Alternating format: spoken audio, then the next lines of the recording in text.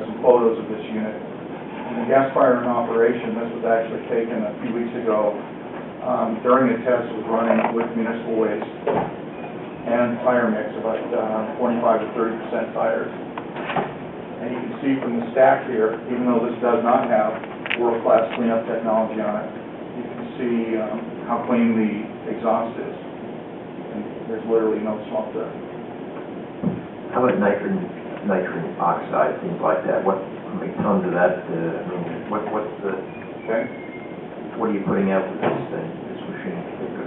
With the nitrous oxides on our big, on a 600 ton per day system, our nitrous oxides we think will be about 40 tons per year. The cleanup strategy also reduces nitrous oxide without using ammonia, I might add. We're not using any ammonia injection for reduction of nitrous oxide. We don't want to store it. We don't want the issues associated with it.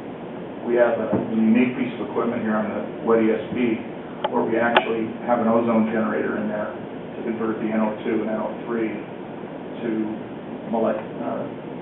N2.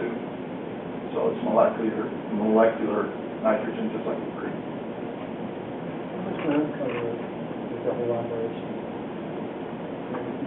The actual gasifier, and we'll get to an actual photo of it, drawing of it, is actually about 40 feet wide by 200 feet long, end to end, not including fuel preparation. Fuel preparation tanks and piping and so on. I'm just wondering how much land in order to things that actually use. We think about an acre. It would depend on, about 1 acre.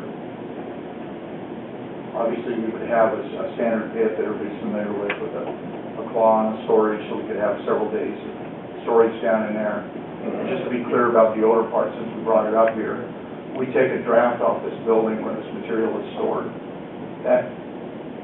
And we pull a negative draft on that building. We use that for our combustion air in this unit. So there isn't any odor outside that building. All that odor comes through and is ducted to the unit for combustion air.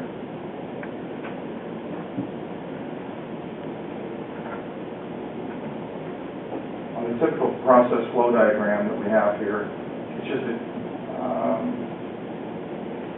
attempts to depict the different pieces of equipment that we have here on after power generation. On the typical plot plan 8 megawatt that I've got here, the 15 megawatt size that we're looking at for this facility is almost identical in footprint to this.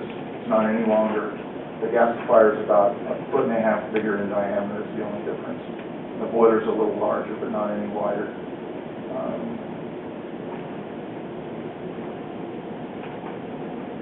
On the elevation view, you can see how the equipment stacks up. The entire thing is put inside a building. The only exit being the stack itself. Based on modeling, we typically would have that stack around 60 feet, but it would have to be determined by actual modeling, air modeling, what it would actually be. How much calcium hydroxide do you store on site? We actually think it's around 20 to 100 pounds an hour. Not very much. It's just there's small amounts of HCl in these fuels, and we want to grab that before it gets to the border. Right. So we just sprinkle a little bit in with the fuel. Okay. And we use calcium hydroxide because we can't use limestone. Right. We can't calcine the limestone because we're too low a temperature in the gasifier. Okay. So.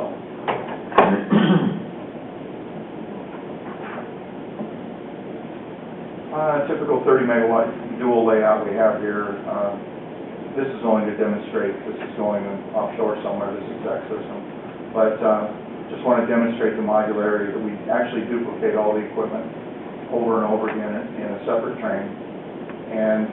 But the water preparation building, the boiler water, and the turbines, the electrical room, those all stay standard. Each gas-fired train is self-sustaining.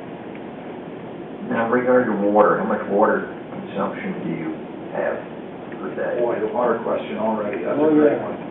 Well, and we just happen to have that. It's about 10 gallons a minute for the boiler makeup. and the wettiest peak is anywhere from 5 to 14 gallons per minute of potable water. All the boiler water, all the boiler reject water, the blow down, 100% of it is used in the wet ESP instead of going to the sewer. We don't have one drop of water that exits the system. We reuse it all. Okay. And the only residue off the wet ESP is a sludge-like material that we mix with fly ash and then take to the landfill. It'll mostly have alkali components and such in it, but it won't have, there won't be any more hazards than the ash or the original municipal waste.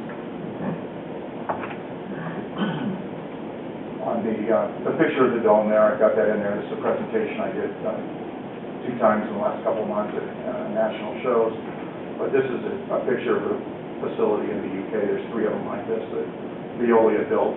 The point is, it can be a very attractive building. It doesn't have to be an eyesore. How high is that building?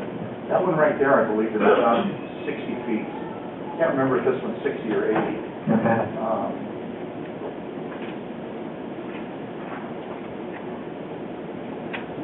We've got pictures of the mobile shredder that we have out at our site. Obviously, we just scoop the garbage in there. And the shredded tires that we run out of the facility in Kansas. These will punch relatively small. The thing I want to show is the garbage in page there. It just shows that we don't need a lot of preparation. We're not using a lot of horsepower to grind this material into a fluff, and we don't have to pre-dry the material. So from an economy and efficiency standpoint, we need very little horsepower.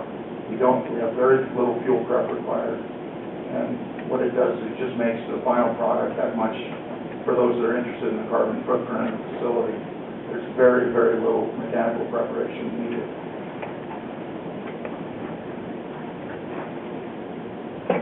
On the garbage out phase, this was all unsorted waste, by the way. Literally sacks of garbage came into us.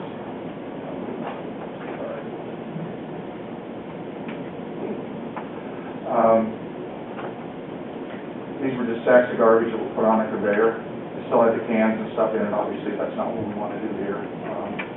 We could take up certainly the ferrous metals out, and we can remove the aluminum. The plastic and stuff, that can be taken out, just depends. In most cases, we just run it to the shredder. It just depends on the appetite of the community for recycling. You can see in there the wire and the other material that just came right through the gasifier. Once again, no visible emissions. This doesn't have this cleanup strategy that I've talked about. It still burns very cleanly, very low temperature. Then we combust the gas at about 2,000 degrees in the oxidizer section. Do you have plans that you could reduce the NOx emissions every year?